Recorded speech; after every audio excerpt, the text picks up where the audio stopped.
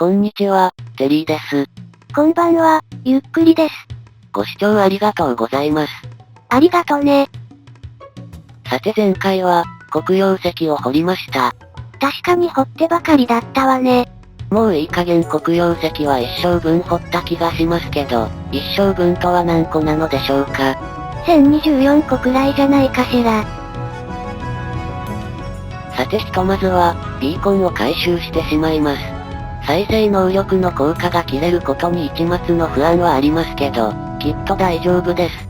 そういう時に限ってまずいことが起こるのだけどね。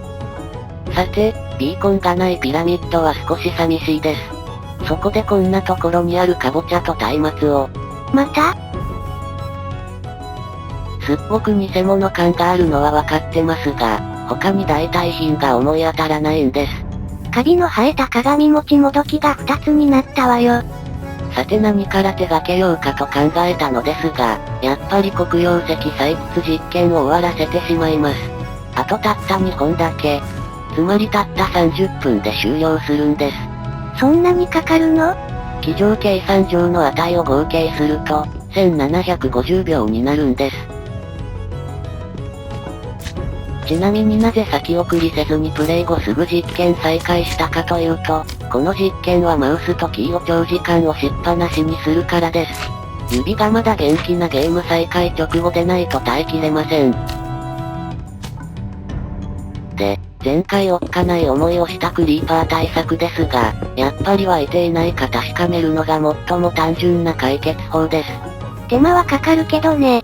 もしくは実験開始時刻を調整して、朝が来てから2分以上経過した頃に実験が終わるようにすれば、入り口付近のクリーパーはほぼディスポーンするのですけど。あいにくと私はただ時間経過するのを待つのが苦手なんです。空の雲でもゆったり眺めていればいいのに。さて最後に、16分間の押しっぱなしに耐えて、ついに18パターンの実験を全て終わらせることができました。机上計算式とズレがあったのは3箇所でした。いずれも実測値の方が5秒、つまりブロック1つにつき 0.05 秒長かったです。そしてずれたのは、いずれも 0.05 秒単位に切りよく割り切れていたものだけでした。こうなってくると赤枠の中でずれなかった1箇所が仲間外れね。それがそうでもなくて、こちらの表は、机上計算で切りよく割り切れたビーコンとエンチャントの組み合わせだけを抽出した表です。上が黒曜石で4パターン、下が丸石で3パターンね。花崗岩は？花崗岩は切りよく割り切れたパターンがありませんでした。そしてこのうち4つが一致、3つが不一致です。多数決なら一致派の意見が通るわね。で、さらにこの机上計算式の中身を見るとこんな感じです。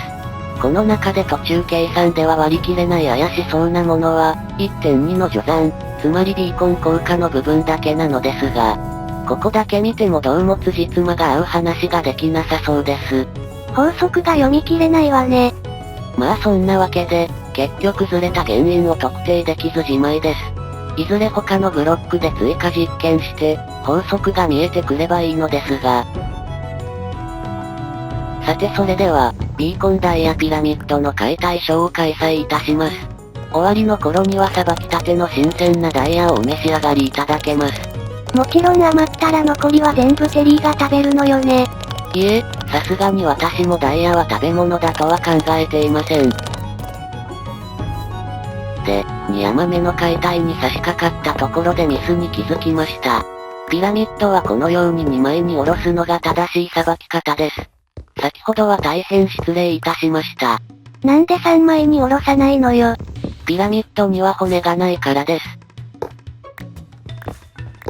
さてそういえば、解体し終わったら地図を飾る場所がなくなってしまうんです。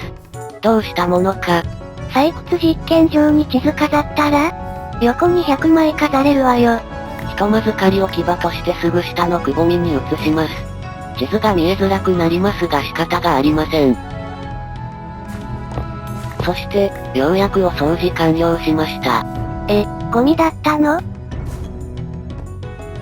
さて、リスポーン拠点に戻ってきました。アイテム整理が終わったら食料の補充をして、そしてまたバイオーム探索の続きをやる予定です。その食料補充が時間かかるのだけどね。まあまあすぐです。金をワンスタックも集めれば十分です。さてあと、戦利品の植木鉢を飾っておかねばなりません。戦ってないからただの盗品でしょうに。なかなか飾る場所がないんですよね。少し隅になってしまいますが、ここくらいしかありませんでした。拠点を拡張工事すればいいじゃないの。さて次はダイヤです。当面の目標は1ラージチェストを集めることなので、全部バラにして格納しておきます。持ちきれないし。何をやっているんだか。まあ一瞬だけポイ捨てするしか。ロスとしても知らないわよ。とまあ、こんなあたりまでプレイしたところで、ゲーム再開しました。今の風車型の周回では1周1時間を超えてしまうので、収録都合で中断を挟んでいます。そしてその間に調べたら、大変なことが発覚しました。今のダイヤは46スタックと36個、合計2980個となっています。ところが拠点に戻った時点では、ダイヤブロック4スタックと8個、ダイヤ30個で、ダイヤ換算では、2982個だったはずなんです。足りない2つは食べたか捨てたかどちらなのよ。原因を調べたところ、先ほどダイヤをばらすこの時に2つ紛失したようです。この時点ではまだ2982個ですが、この瞬間、ダイヤが2つ減りました。どうやらインベントリの枠内の、ダイヤのスタック上限を超えたダイヤが消えたようです。そういえばインベントリのダイヤが全部64個ずつになっているわね。まあたった2つだし、次から気をつけようと思う程度で71周目に突入します。あ、またレールが、バージョン 1.9 で水に流されないレールは実装されていたりしないのでしょうか。どの道 1.8 に封印されたままよ。まあでも、ようやく風車型の北西の端っこは、地下峡谷を越えたようです。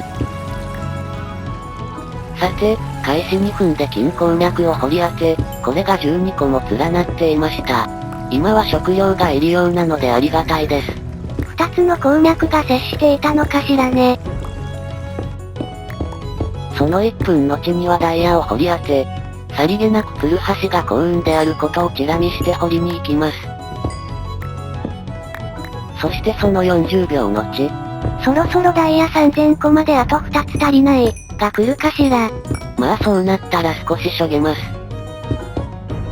20個、ということでジャスト3000個になりました。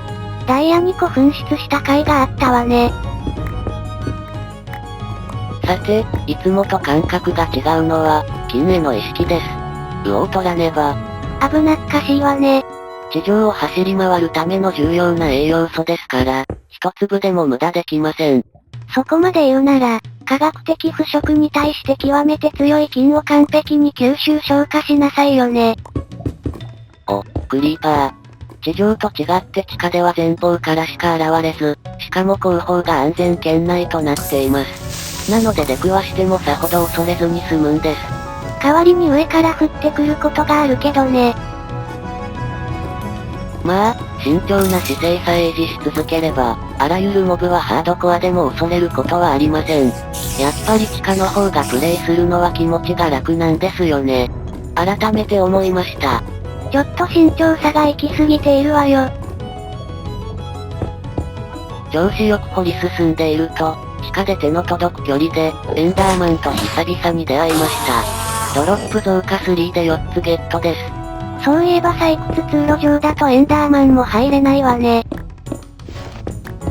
で、気分よく掘り進んでいたところです。前触れはありました。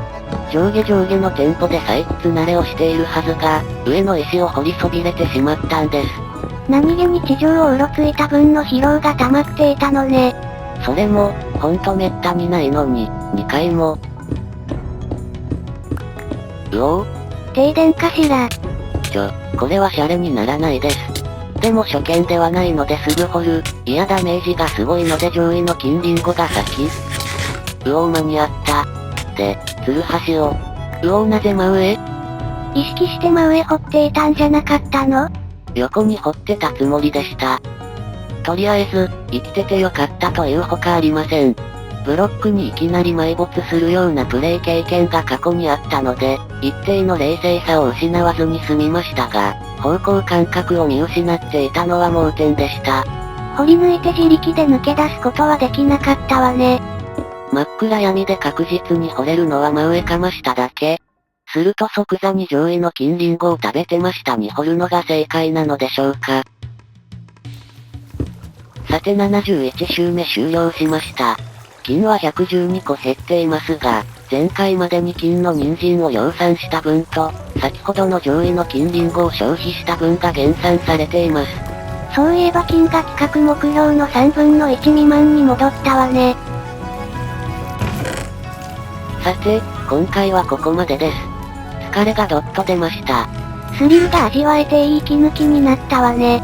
おかげで、息抜きがてらに地上を走り回りたくなりました。現時点ではまだ、金の人参を2スタック作るだけの金が集まっていません。次回はもう一周掘って食料を蓄えたら、そっち上に出ます。地下は息苦しいものね。それではまたね。バイバイ。